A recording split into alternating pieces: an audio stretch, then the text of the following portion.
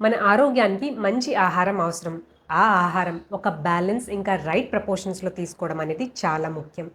చాలామంది రైస్‌ని ఒక విలన్‌గా చూస్తూ ఉంటారు.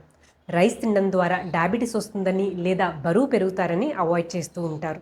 ఈరోజు ఈ వీడియోలో మీ మిత్స్ ఇంకా డౌట్స్ అన్నీ క్లియర్ చేస్తూ అసలు రైస్ తినడం మంచిదేనా? అలాగే రైస్‌ని ఏ విధంగా తీసుకోవాలి అనే పాయింట్స్ గురించి డిస్కస్ చేసుకుందాం. హలో! నేను మీ Pavani, qualified nutritionist and health coach. మనం తీసుకునే చాలా ధాన్యాలు అలాగే రైస్‌లోని కార్బోహైడ్రేట్స్ అంటే పిండి పదార్థాలు చాలా ఎక్కువ ఉంటాయి. మన బాడీలోని చాలా వరకు ఫంక్షన్స్‌కి ఈ కార్బోహైడ్రేట్స్ అనేది చాలా అవసరం. మన బాడీకి ఎనర్జీ అందించడం కానించి ఈవెన్ మన బ్రెయిన్ ఫంక్షన్ అవ్వాలన్నా ఈ కార్బోహైడ్రేట్స్ కావాలి. ఈ కార్బోహైడ్రేట్స్ అంటే పిండి పదార్థాలు బ్యాడ్ అని చెప్పట్లేదు. కానీ వాటిని తీసుకునే పద్ధతి, మోతాదు అలాగే టైం కరెక్ట్ కాదని చెప్తున్నాను.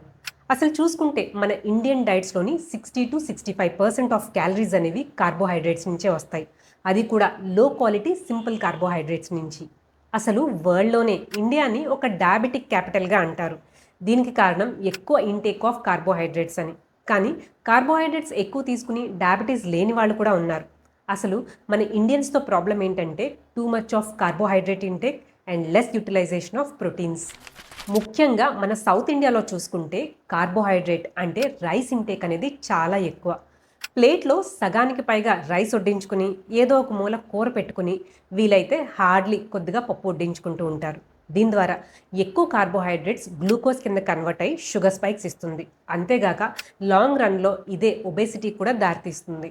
మన ఆహారంలో ఎక్కువ ఫ్యాటీ ఫుడ్స్ తీసుకోవడం ద్వారా మన బాడీలోని ఫ్యాట్ పెరుగుతుంది అంటే చాలామంది నమ్ముతారేమో కానీ మనం తీసుకునే ఎక్కువ కార్బోహైడ్రేట్స్ అంటే పిండి పదార్థాల వల్ల మన బాడీలోని ఫ్యాట్ పెరుగుతుందంటే మాత్రం నమ్మరు. మనం ఎక్కువ కార్బోహైడ్రేట్ తీసుకోవడం ద్వారా మన బాడీలోని వెయిట్ పెరుగుతుంది, అలాగే బీపీ ఇంకా కొలెస్ట్రాల్ వచ్చే ఛాన్సెస్ ఎక్కువ. ఈ రైస్లో ఉన్న కార్బోహైడ్రేట్స్ ఎక్కువ తీసుకోవడం వల్ల ఇన్ని సమస్యలు ఉన్నాయని రైస్ని కంప్లీట్గా మానేయడం అనేది సొల్యూషన్ కాదు. మనం చిన్నప్పటి నుంచి అంటే ఒక 25-30 సంవత్సరాల నుంచి ఈ అన్నం తింటూనే వస్తున్నాం కదా. అసలు మనలో ఈ రైస్ని డైజెస్ట్ చేసుకునే కెపాసిటీ మన జీన్స్లోనే ఉంది. ఏదో ఇప్పుడు షుగర్ వచ్చిందనో లేదో ఓవర్ వెయిట్ ఉన్నామనో రైస్ నుంచి చపాతీలకి మారమంటే అది సైకలాజికల్గా ఇంకా ఫిజికల్గా కూడా చాలా స్ట్రెస్ఫుల్గా అనిపిస్తుంది. చాలామంది వైట్ రైస్ బదులు బ్రౌన్ రైస్ తీసుకుంటూ ఉంటారు. కానీ బ్రౌన్ రైస్ కూడా అదే క్వాంటిటీస్లో తీసుకుంటూ ఉంటారు. దీనివలన అంత ప్రయోజనం ఉండదు. మీ ఫుడ్ని కాదు, మీరు తినే పద్ధతిని చేంజ్ చేసుకోండి. చాలా అనారోగ్యాలకి కారణమవుతుందా ఈ హై కార్బోహైడ్రేట్ ఇంటేక్కి ఒక సొల్యూషన్ వచ్చి పోషన్ కంట్రోల్ ఇంకా ప్లేటింగ్ కాన్సెప్ట్. పోషన్ కంట్రోల్లో మీరు అన్నం ఎప్పుడు వడ్డించుకున్నా సరే చాలా తక్కువ పోర్షన్స్లో వడ్డించుకోండి, లేదా మెజరింగ్ కప్స్ అనేవి యూజ్ చేయండి. ప్లేటింగ్ కాన్సెప్ట్లో మీరు అన్నం వడ్డించుకునేటప్పుడు ప్లేట్ని 2 సగభాగాలుగా చేసి ఒక సగభాగంలో ఆకుకూరలు ఇంకా కాయగూరలతో నింపండి. మిగిలిన సగభాగాన్ని 2 పావులు చేసి ఒక పావులో మీరు రైస్ లేదా చపాతీలు వడ్డించుకోండి, మిగిలిన పావులో మీరు పెరుగు లేదా పప్పు వడ్డించుకోండి. దీన్నే ఒక హెల్దీ ప్లేటింగ్ కాన్సెప్ట్ అని అంటారు. ఈ కాన్సెప్ట్లో మనం ఫుడ్ యొక్క క్వాలిటీని తగ్గించట్లేదు, just quality and quantity of different food ఐటమ్స్ని ఇంటర్చేంజ్ చేస్తున్నాం అంతే. ప్రతి మీల్ కూడా బ్యాలెన్స్డ్గా ఉండేలా చూసుకోండి.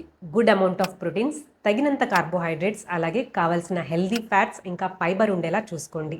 ఈ క్రాష్ డైట్స్ అని, లో కార్బోహైడ్రేట్ డైట్ అని, కీటో డైట్ అని ఇవన్నీ చెయ్యొద్దు. ఎందుకంటే మన బాడీ ఫంక్షన్ అవ్వడానికి కనీసం మినిమం కార్బోహైడ్రేట్స్ అన్నా కావాలి. ఈ కార్బోహైడ్రేట్స్ అంటే పిండి పదార్థాలు ఎప్పుడు తీసుకున్నా సరే కాంప్లెక్స్ కార్బోహైడ్రేట్స్ తీసుకోండి.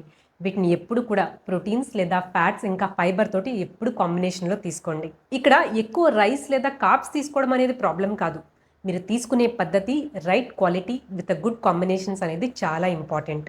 ఎప్పుడు కూడా కాంప్లెక్స్ కార్బోహైడ్రేట్స్ని రైట్ ప్రపోర్షన్స్లో విత్ గుడ్ కాంబినేషన్స్లో తీసుకోండి. ఒకవేళ ఈ వీడియో మీకు ఇన్ఫర్మేటివ్గా అనిపిస్తే please like, share and subscribe. Take care.